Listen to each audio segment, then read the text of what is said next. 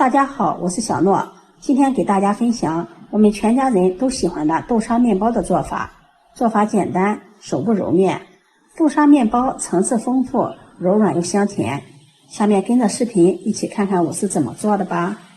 首先在碗中打入一個雞蛋，往裡面再加入165克的溫水，3克酵母，5克白糖促進酵母發酵，再加入2克食鹽，用筷子充分的攪拌均勻。攪拌均勻後，往裡面加入300克的麵粉，再加入20克黃油，然後用铲子翻拌和面。今天我們和的這個面团，它的含水量比较多，不好上手。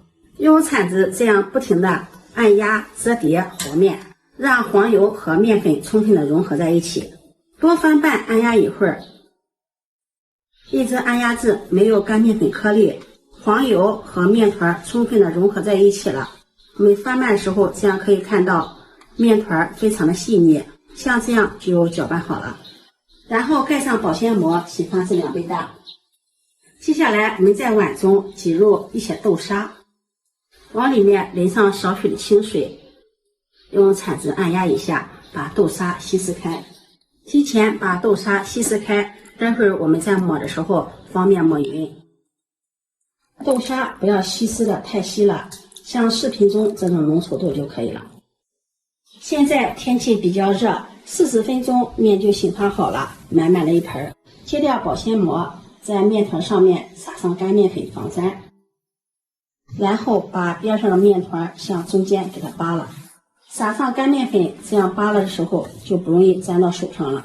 如果覺得黏，再撒乾面粉，而且這樣還能夠把面盆打理得非常乾淨。把它团成团，然後面板上多撒上一些乾面粉，把面团移到面板上，面团的表面再撒上一些干面粉防粘，隔着面粉再把面团揉一揉，排排气，像这樣折疊按壓。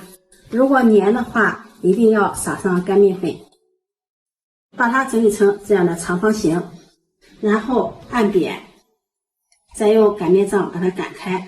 擀的時候要時不時的把面片給它掀起來，在面板上撒上乾面粉，這樣可以防止粘連。最後把它擀成這樣一個長方形的大面片，厚度大約在0.2厘米左右。這個面片非常的柔軟，不規則的可以用手給它扯一扯、拽一拽。在上面放上我們稀釋的豆沙，用铲子涂抹均勻。豆沙也不要放的太多了，薄薄的一層就可以。用铲子不好涂抹均勻，再用刮板給它刮一刮，刮均勻。然後從面片窄的這一頭給它捲起來，也就是在面片的寬處把它捲起來，這樣層次更加的豐富。收口處放在底部，把它稍微的整理一下，整理的粗細相同。再把它從中間切開，頂端不要切斷，然後切面朝上，再像編小辫一樣把它編起來，收尾處併在一起，再把它盤起來，不要盤得太緊了，輕輕的像這樣給它盤起來。盤得太緊的話，在2次醒發的時候容易斷開。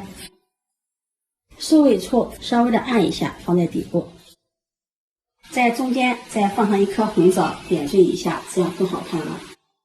接下來準備一個模具，在裡面刷上食用油，四周也刷上食用油，在底部再鋪上一層吸油紙，這樣更方便脫模。把做好的餅皮放到模具中，稍微的整理一下，蓋上保鮮膜，2次醒發20分鐘。接下來我們準備一個蛋黃放在小碗裡，用刷子把蛋黃刷散，刷散後把它放在一旁備用。20分鐘，我們的豆沙面包的生坯已經2次醒發好了。揭掉保鮮膜，看一下體積明顯變大了許多。在生坯的表面刷上蛋黄液，或者是牛奶也可以，目的是烤出來的面包表皮不会太硬，而且吃起来口感更香。我们在刷蛋液之前就可以把烤箱提前预热上。刷好蛋液，烤箱也预热好了。把模具放到烤箱的中层，上下火180度烤30分鐘。由于各家烤箱的脾气有所不同，期间我们要勤观察。一直烤至表皮金黄，可以聞到濃濃的麵包的香味了。這個時候麵包就烤好了，打開蓋子，把它取出來。哇，真的是太漂亮了！現在模具非常的燙，把它放在案板上稍微放涼一下，稍微晾涼後把它倒扣脫模。底部放上的吸油紙很輕鬆的就脫模了，把吸油紙揭掉，非常的光滑。這樣烤出來的豆沙麵包表皮金黃，帶着濃濃的奶香味，按壓一下，看一下表皮，非常的酥脆。現在從表面就可以看到層次非常的豐富。我們再掰開看一下，哇，真是太香了！掰開之後，我們可以看到層次更加的豐富了，每一層都有紅豆沙。按壓特別的暄軟，忍不住了，我先嘗上一塊。這樣烤的豆沙麵包暄軟又香甜，比外面買的還要好吃。自己在家做的，乾淨衛生，也沒有任何的添加劑，吃着更放心。如果你喜歡，就收藏起來試試吧。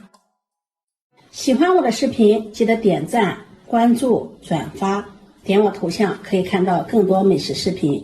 我們下期視頻再見。